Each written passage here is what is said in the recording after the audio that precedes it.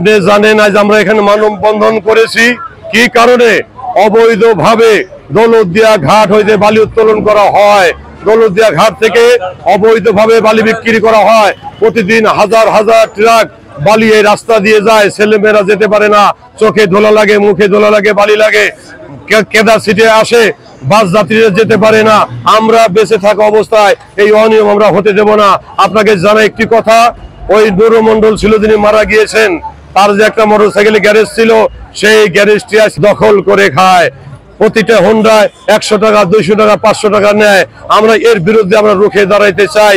আর ইউনুস একটা কথা বলেছেন, আপনি কাশেম মন্ডল, হীরা প্রিন্সিপাল সহ যারা আছেন নেতৃবৃন্দ, আমজাদ হোসেন, যদি কাল মানববন্ধন করেন সেনাবাহিনী গ্রেপ্তার করা হবে। আমরা সেনাবাহিনী ভয় পাবো না। আমরা 5ই আগস্টে আমরা বিজয় হয়েছি।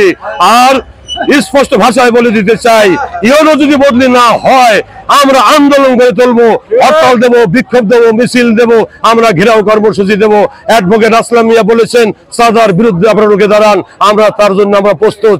সবাইকে আপনাকে সবার পক্ষ থেকে আমি আপনার অভিনন্দন ধন্যবাদ জানাই। বিএনপির দোষ দিতেছে, আমরা বিচার চাই, শাস্তি চাই। ছাত্র দলের মূলনীতি বর্তমান আপনারা জানেন যে গলন্দ জুড়ে যে মাদক কারবারি, বালু উত্তোলনকারী, যারা বালু উত্তোলন বিক্রি যারা এসব করতেছে, তাদের জন্য আমাদের বিএনপির নাম খারাপ হচ্ছে।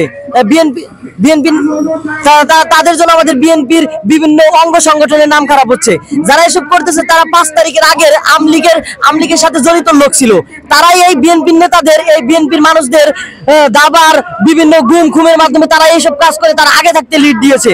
এখনো তারা 5 তারিখের পর এসে তারা বিভিন্ন সুবিধা লুটার জন্য চেষ্টা করতেছে। আর আমি কিছু নেতাদের বলতে চাই, যারা আপনাদের তাদের প্রশ্রয় দিচ্ছেন, আপনারা তারা এই কাজগুলো ভালো করছেন না। আপনারা প্রশাসনের সাথে মিশে আপনারা বালি উত্তোলন, বালি বিক্রি, মাদক দ্রব্যটাকে, গলন্দটাকে শেষ করে দেওয়ার চেষ্টা করতেছেন। আপনারা যদি না পারেন, আপনারা প্রশাসন যদি ব্যর্থ হন, তাহলে আমাদের ছাত্র দলের হাতে দিন। যারা এই 5 তারিখের আগে ছিল, 5 তারিখের পরেও আছে, তাদের হাতে দিন। দেখেন আমরা সব ঠিক করে দেবো। এই বলে আমি আমার আন্দোলনের মূল লক্ষ্য বিভিন্ন জায়গায় চাঁদাবাজি, লুটপাট, অবৈধ বালু উত্তোলন।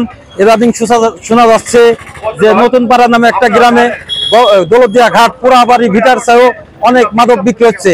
আমরা প্রশাসনের দৃষ্টি আকর্ষণ করছি, অতি দ্রুত এই মাদক মুক্ত আমরা গলন্দ চাই।